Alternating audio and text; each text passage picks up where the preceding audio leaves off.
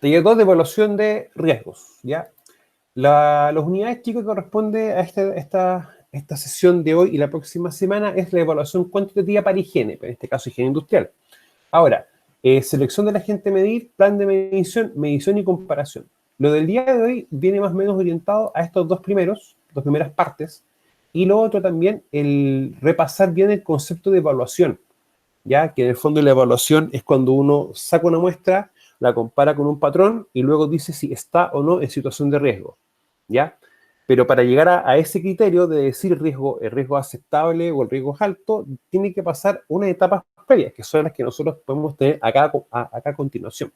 Ahora, lo importante es que valorice los riesgos higiénicos de manera cuantitativa presentes dentro de una empresa, ya que eso es más o menos el resultado de aprendizaje. Ahora, nosotros también vamos a tener ciertas limitantes a la hora de decidir si un riesgo tiene una concentración o tiene una o varias características distintas, ¿ya? Y razón motivo porque muchas veces no se cuenta con todo el equipo para poder hacer mediciones. Sumado a que los equipos también tienen que tener distintas calibraciones y revisiones cada cierto periodo de tiempo, como por ejemplo un medidor de gases, que este se tiene que calibrar cada 6 meses. Y ahí a veces vienen también los temas. Ahora, si yo, por ejemplo, lo llevo a lo que es sistema de gestión, ya el sistema de gestión también me establece que si yo tengo algún equipo para medición, debo tener un procedimiento para que éste pueda ser calibrado, ¿ya? Por lo tanto, ahí nosotros también empezamos a tener ciertas dinámicas de los usos de equipos que los mismos sistemas de gestión, como un estándar 8, un estándar ISO, por ejemplo, ISO 45001, tiene también relación con aquello. Ahora, lo que es la evaluación cuantitativa de higiene, cuando uno ya habla de cuantitativa, en la práctica uno habla de cuantificar, o sea, dar un valor numérico. Cuando nosotros, por ejemplo, hacemos una evaluación con un BEP, con un valor esperado de pérdida, tú lo colocas como que el riesgo puede ser alto, medio, bajo, o severo, mediano, o poco probable. Pero uno también puede darle una escala de colores, por ejemplo, ¿ya? Ahora, la evaluación muchas veces, y nosotros también por un tema como cultural, uno siempre la evaluación también la asocia a números, ¿ya? Que tiene que tener de una escala de 1 a 7 o una escala de 0 a 100, ¿ya? Para poder también tomarlo en cuenta. Ahora, cuando nosotros hablamos de una evaluación cuantitativa en ingeniería industrial, nosotros lo hablamos que es la segunda parte del proceso en el fondo, de lo que es la gestión del riesgo. Me explico. Cuando uno habla del proceso de gestión del riesgo, yo digo que identifico mi peligro, reconozco el riesgo, lo evalúo y controlo. Y eso es como un ciclo que en la práctica va a tener va a tener variables sí. Pero la variable en un aspecto va a ser en lo que es la evaluación y un aspecto también va a ser en lo que es la identificación. O sea, cuando uno, por ejemplo, evalúa o identifica riesgos de seguridad, uno hace los análisis de tarea y uno se preocupa de los equipos que utilizan las personas y los distintos pasos a seguir. Ahora, cuando tenemos, por ejemplo, en higiene industrial, ya la cosa empieza como a cambiar un poco, en el sentido de que vamos a tener distintas formas de evaluar, pero dependiendo también del tipo de agente que estemos presentes. Ahora, en ergonomía, que es una temática que todavía no hemos explicado, pero sí hemos nombrado, también van a haber distintas formas de evaluación. Y ahí también quizás la identificación va a variar un poco. Ahora, eso es un ámbito normal, ¿ya? Recordemos que tenemos una cantidad importante de agentes de interés higiénico. Incluso los agentes químicos tenemos una forma, por ejemplo, de evaluar polvos y otra forma de evaluar gases. En lo que es riesgo biológico, muchas veces se evalúa, por ejemplo, el nivel de exposición y también se evalúa ya un indicador biológico en la misma persona cuando esto tuvo contacto con algún agente biológico, o también en el tema químico. Ya, y eso es importante tomar en cuenta, que incluso entre los mismos agentes van a haber variaciones. Ahora, nunca olvidar esta temática, o más que temática, esta secuencia que nosotros siempre tenemos, identificar que viene a ser una etapa cualitativa, evaluar una etapa cuantitativa, que es medir, comparar y ver situación de riesgo. ¿Ya? Que esto también ustedes lo van a empezar a desarrollar en el taller en la evaluación 2 de taller 2, que en el fondo es tomar el trabajo 1 y empezar a hacer la evaluación de riesgo, un famoso VEP. ¿Para qué cosa? Para lo que es la probabilidad y consecuencia de que un riesgo se pueda concretar, o cuando ocurre un accidente asociado directamente a ese riesgo. Y lo que es el control, que en la práctica tú vas a funcionarlo o trabajarlo dependiendo de un resultado que te dé en la evaluación o de la situación de riesgo, pero también tú lo vas a tomar desde el punto de vista que vas a controlar un factor de riesgo o alguna característica o atributo de un peligro que tú le definiste las cualidades. ¿Ya? Eso también tiene esa lógica. Ahora, el control siempre va a ser en el ambiente de trabajo y en el trabajador, ¿ya? O quizás también una barrera entre el peligro y el trabajador. Ahí va dependiendo de cada caso. Cuando uno ve esto, lo puede ver desde un punto de vista genérico, ¿ya? Que eso vamos a dejarlo más o menos zanjado hoy día. Pero el tema de, por ejemplo, cuántas mediciones hacer, cuánto el tiempo de medición, si esta medición tiene que hacerse o repetirse consecutivamente o hacerse ciertos días, ¿ya? O bajo ciertas características, eso también va a depender de lo que nosotros queramos evaluar. Lo bueno de higiene industrial en sí y de la parte de agentes químicos y físicos, que las mediciones ya están, o los formatos y muchos procedimientos están estandarizados. Un ejemplo de esa estandarización viene a ser lo que tiene relación, por ejemplo, con el protocolo Prexor, que es el protocolo de la exposición ocupacional a ruido, ¿ya? Y lo que corresponde a PNAESI, que es el Plan Nacional de la Erradicación de la sílice. O sea, en ambos tenemos etapas cualitativas en las cuales describimos el peligro y sus factores de riesgo, y después etapas de cuantificación, ¿ya? Ahora, cuando nosotros hablamos de higiene industrial, hay que entender de que vamos a tener siempre una evaluación, ¿ya? Y que la evaluación debe considerar la parte ambiental, ¿ya? Pero también la medición que se hace al personal. Y no nos olvidemos que la evaluación higiénica en sí es la que contempla el ambiente y la persona, ¿ya? Eso también va a tener otras lecturas, pero dependiendo también de otros contextos, ¿ya? Y eso vamos a ir viéndolo un poquito más en el desarrollo de esta unidad y de la próxima, o sea, de esta clase y de la próxima clase. Recordemos, chicos, que el evaluar pretende valorar objetivamente si el valor cuantitativo representa un riesgo potencial para la salud de los trabajadores, ¿ya? Y eso para mí es una de las diferencias primordiales entre la evaluación higiénica y la evaluación de seguridad. Cuando tú evalúas un riesgo de seguridad, por ejemplo, mediante un VEP, un valor esperado de pérdida, primera instancia que nosotros siempre hemos conversado de que eso no se puede hacer por Jan solo, por Consuelo solo, por Rocío sola, o por Yajaira sola, o por Elizabeth sola, que Elizabeth no sé quién eres, porque tú no estás dentro de mi listado de estudiantes de esta asignatura. Así que sería bueno que después se pudiera presentar o en su efecto de bloquear la cámara. Y la evaluación de riesgo, desde el punto de vista del VEP, ya es importante entender lo que se tiene que hacer entre varias personas, porque cada uno va a tener una apreciación del riesgo distinta.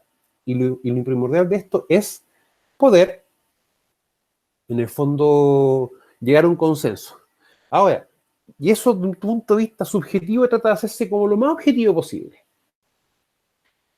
Pero, por ejemplo, en higiene industrial, si tú colocas un equipo y el equipo está correctamente calibrado y tiene sus mantenciones al día, y si el valor te dice 80, tú sabes que eso tiene una desviación estándar, por lo tanto puede ser, por ejemplo, 78 y 82 decibeles. Pero tú tienes un margen de error más encima asociado a esa medición. Entonces, ¿qué sucede con eso? Es bueno entenderlo porque ese valor tú no lo estás interpretando. Es un valor que te lo da y te lo muestra el mismo equipo. Si, por ejemplo, voy a medir luz con un luxómetro y yo lo coloco a una distancia de 100 centímetros a nivel del piso o a la superficie de trabajo y me arroja un valor, ese es el valor que está... chicos, no hay problema. ¿Ya? Que te lo arroja y tú lo puedes ver. Y eso tú no lo interpretas, sino que tú realmente, este es el valor que tenemos ahí. Ahora, el evaluar en sí, chiquillos, si ustedes se dan cuenta, es un proceso. Por lo tanto, uno tiene que definir las actividades de la evaluación y luego las tareas, ¿ya? Por eso es muy importante que nosotros definamos, por ejemplo, la etapa cualitativa para definir bien cuáles van a ser los lugares para poder medir. ¿Ya? Y eso es importante también muchas veces tomarse ese trabajo. Ahora, Comparar los valores obtenidos con niveles de referencia objetivos, que indicará si nos encontramos en una situación aceptable, si los valores se sitúan por debajo de ese nivel de referencia, o si por el contrario podemos estar en riesgo higiénico potencial, por exponernos a valores superiores a los admitidos. Ya, ahora, si yo sé, por ejemplo, que puedo estar hasta 85 decibeles trabajando 9 horas sin mi elemento de protección personal, en la práctica yo digo, si estoy en 84 decibeles, que me está midiendo el equipo, yo no puedo decir que el trabajador no va a generar un efecto, va a generar un efecto. ¿Ya? Por lo tanto, muchas veces hay que tener ojo cuando uno está cercano a los valores límite que se está mostrando. Ahora, lo importante siempre es entender cuáles van a ser nuestros valores de referencia para ruido, para polvo, para gases, para una muestra, por ejemplo, biológica, etc. ¿Ya? Y eso es importante tomarlo en cuenta. Ahora, vamos a tener nosotros dos grandes grupos. El primero, que va a depender del origen, en el fondo del valor de referencia, y el segundo, los criterios ambientales, que en ese caso va a depender de la naturaleza, para poder también tomarlo en cuenta. Elizabeth, sabes que no es por ser mala onda, pero te puedes desbloquear tu cámara, porque no, te insisto, tú no estás dentro de mi listado de estudiantes. Entonces, por favor, le solicito que se presente o que se está usando la cuenta de otra persona.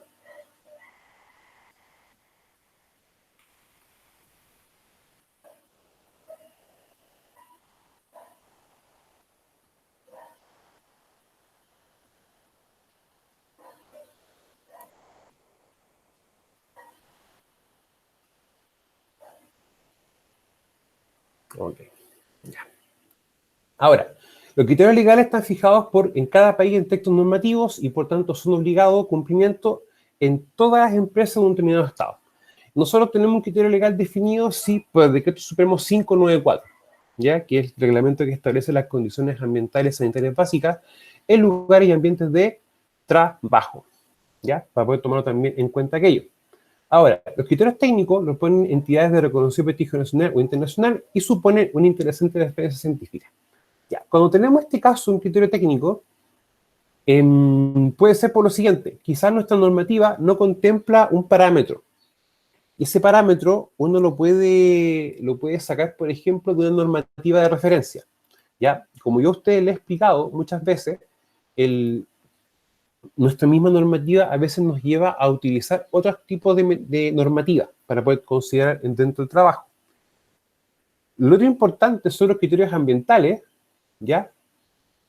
Y los criterios biológicos. Ahora, los criterios biológicos, estos van a estar directamente asociados a la persona. De hecho, creo que es muy importante cuando ustedes tengan una evaluación de tipo ambiental, esa también tiene que tener una lógica con que nosotros estamos evaluando al trabajador. Ahora, nosotros desde un punto de vista también hemos explicado que yo una vez cuando controlo o aplico una medida de control, tengo que nuevamente volver a evaluar. ¿Para qué? Para ver bien si el control que yo estoy aplicando es el correcto, está siendo adecuado para este evento. Y en ese punto de vista, ¿qué es lo que nosotros tenemos que darnos cuenta? Una forma también de evaluar es haciéndole un examen al mismo trabajador, cuando esté expuesto a un agente de interés higiénico específico. Razón motivo, porque si el trabajador se le hizo una evaluación antes y tenía un valor, y ahora nuevamente se le hace una evaluación a él, o se toma una muestra médica, y esta muestra médica baja, es que ya el control ambiental está funcionando, está siendo correcto, para poder también tomarlo en cuenta. Bueno, destacar que el concepto global de evaluación higiénica es el resultado conjunto de los resultados obtenidos de la valorización ambiental y en forma complementaria con la evaluación biológica, ¿ya? O sea, yo no saco nada con solamente evaluar el ambiente de trabajo. Cuando nosotros estamos viendo el tema o el concepto de los protocolos de exposición ocupacional, ¿ya?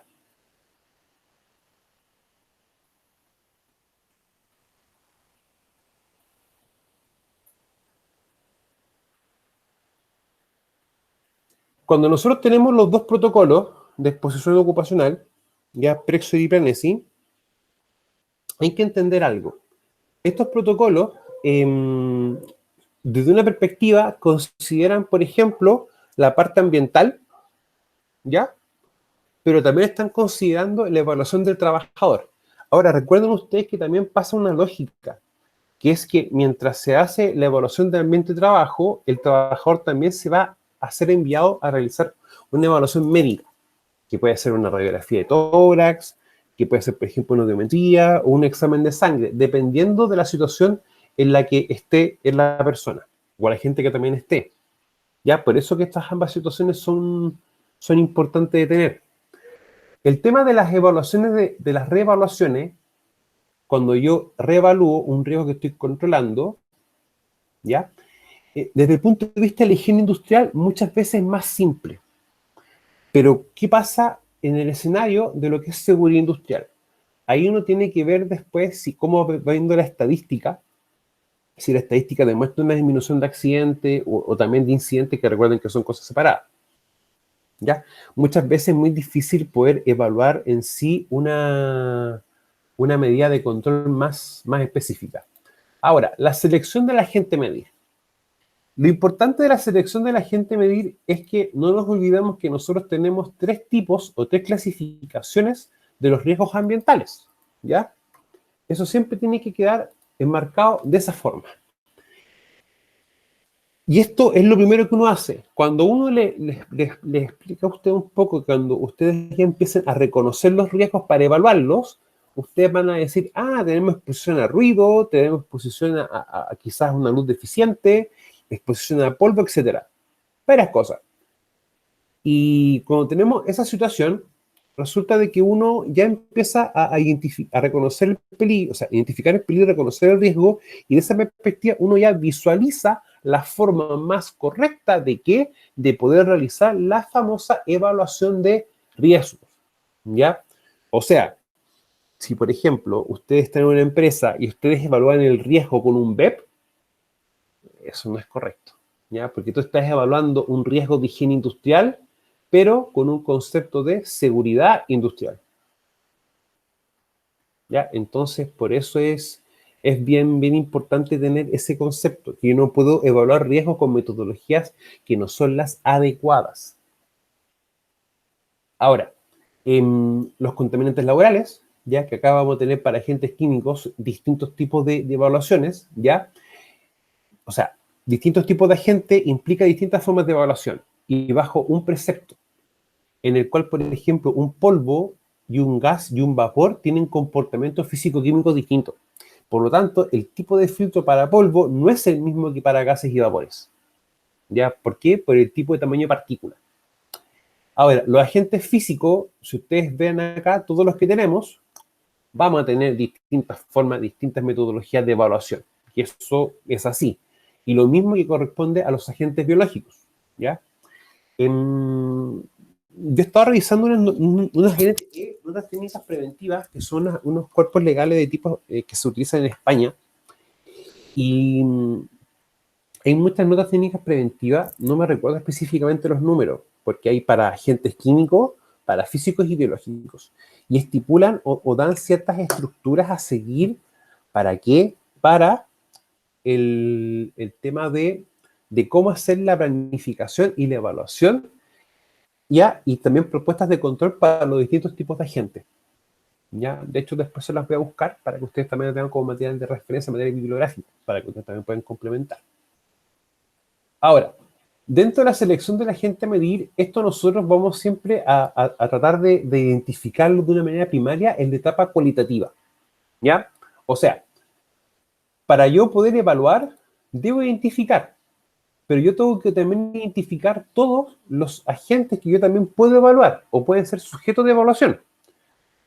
Y eso es importante definirlo bien claro. ¿Para qué? Para yo poder decidir claramente más adelante cómo y cuántas veces debo hacer las mediciones, ¿ya? Por eso es importante poder hacerlo así.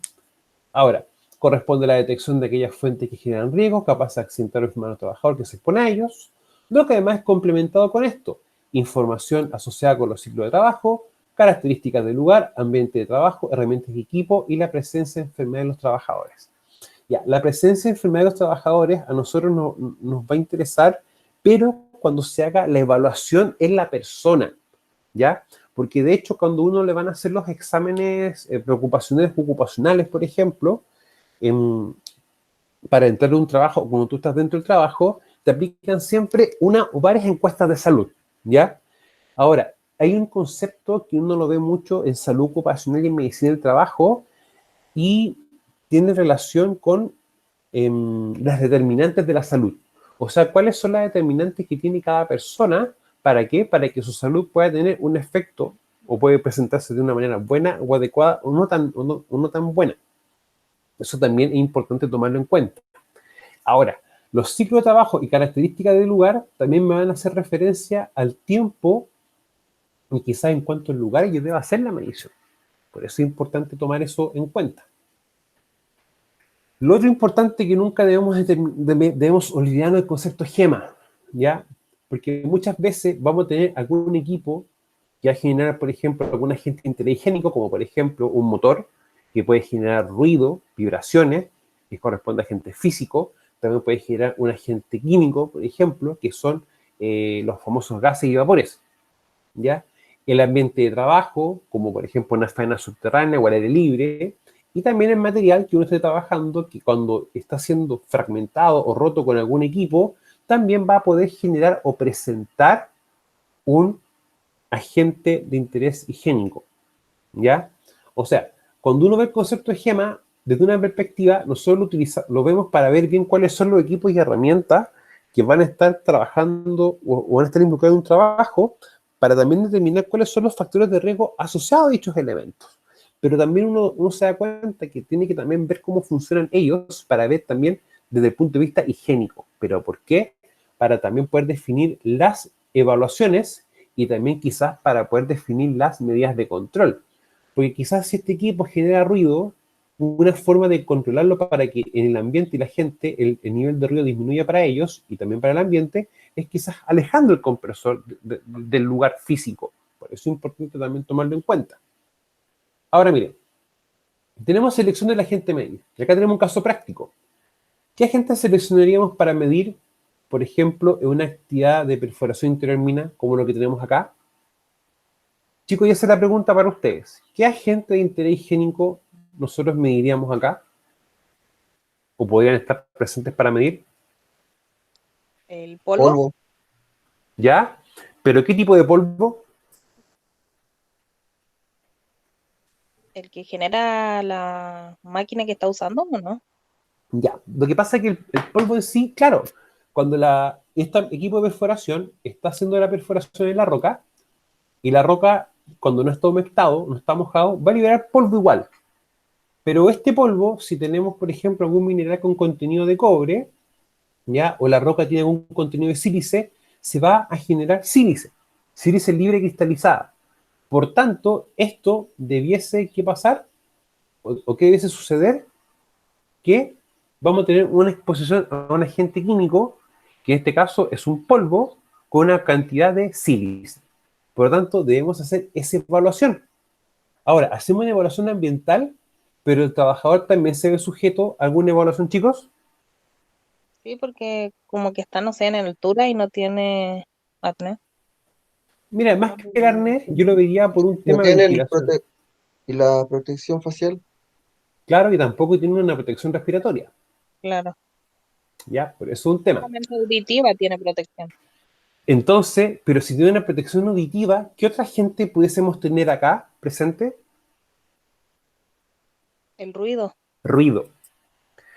Entonces, ya desde una perspectiva, el trabajador va a tener que estar sujeto a una audiometría para ver el estado de su oído, ¿ya? Y también una radiografía de tórax para ver cómo está funcionando o si hay presencia o no de sílice cristalina en sus pulmones. ¿Ya? Eso en primera instancia, pero cuando uno empieza a ver qué cosas, a ver qué equipos, cómo es el ambiente de trabajo y cuál es el material que está trabajando. En este caso, el ambiente va a ser prácticamente un túnel o estar bajo tierra. Por lo tanto, acá quizás o lo más probable es que no tengamos una buena ventilación. ¿Hay metodologías para evaluar la ventilación? Sí, pero eso son metodologías que en el fondo no vienen por nuestra parte, ¿ya? Eso ya se hacen con un poco más específico, de hecho con un ingeniero en mina, por ejemplo. Jan, ¿una consulta tiene usted? No, aquí también te has puesto a vibraciones. Ya, otro agente más, entonces tengo que hacer otra evaluación más. ¿Y cuál más podría hacer, por ejemplo? Podrían ser gases,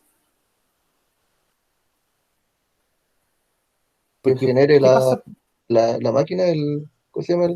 ¿O no? Los en la gases. perforadora? Pero eso funciona con aire, o sea, con un compresor, por ejemplo. Ah, Compresor, claro, el compresor que le da la energía a la máquina. Exactamente. Entonces, pues, si uno empieza a ver eso, uno se empieza a hacer varias preguntas. Y esas preguntas que uno empieza a hacer te van a empezar a definir cuáles son los agentes interhigiénicos a medir y cómo va a ser la forma de medición. Por eso es importante tomarlo en cuenta. Ahora, ya vimos 4 agentes. Lo que es vibraciones implica una metodología muy distinta a lo que hemos visto acá. También vamos a tener quizás trastornos musculoesqueléticos de las extremidades superiores, o sea, que están afectados los brazos. Brazos, en este caso el segmento hombro-codo, codo-muñeca, ¿ya? Y eso también requiere una evaluación específica. ¿Ya? Dígame. ergonómico también. Sí, ergonómico, ¿ya? Y de hecho eso es también un protocolo, el famoso TEMERT, ¿ya? Entonces, cuando uno ya empieza a ver eso, uno se da cuenta de que, acá no hay un solo agente interhigiénico, van a haber varios. Y esos varios van a implicar distintas formas de evaluación. Ahora, cuando uno quiere, por ejemplo, evaluar esto, uno tiene que preguntarse también cuántas horas al día lo hace. ¿Para qué? Para que yo pueda calcular el 80% de la jornada de trabajo, a lo menos, para que esté el equipo en el ambiente de trabajo. Ahora, el caso de ruido presenta también una dualidad. Me explico. Yo ruido puedo medirlo de forma ambiental, pero también puedo calcular la dosis con un equipo específico que se le adiciona al trabajador acá, que va a quedar a la altura de su oreja, o en esta parte del cuerpo más o menos. Y si no tengo ese equipo, yo ese cálculo lo puedo realizar de manera teórica, que es lo que vamos a hacer la próxima clase. ¿Ya? Vamos a calcular teóricamente la dosis a la que está expuesto el trabajador, ¿ya? Que es una forma de hacer una evaluación cuantitativa de los riesgos. Ahora, chicos, no se preocupen tanto, porque no es, implica solamente una división. Pero también revisar un par de parámetros, ¿ya? Pero eso lo vamos a ver en la próxima clase. Se van a dar cuenta, chicos, que es súper sencillo. Lo otro importante es cuando seleccionamos el agente a medir, es ver también estos conceptos. El tipo de contaminante, la vía de exposición al ser receptor. ¿Ya? ¿Por qué razón motivo? Porque vamos a darnos cuenta que esto es otra forma también de reconocer algún agente o alguna cosa importante que nosotros debamos evaluar. Por eso, chicos, es como importante tomar esto en cuenta. ¿Ya? No es por otro motivo. O sea, debemos seleccionar la gente que podamos evaluar su riesgo con una o varias metodologías. ¿Ya? Para poder también tomarlo en cuenta. Ahora, el plan de medición, cuando uno ya ve al trabajador, en este caso, cuando uno observa esta imagen, yo reconozco los riesgos, los voy a evaluar y digo, voy a hacer una evaluación ambiental.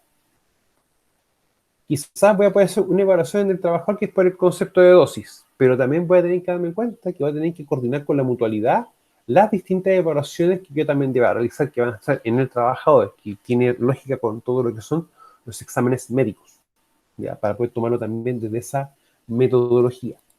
Ahora, el plan de medición implica una evaluación ambiental y también implica medición al personal, ¿ya?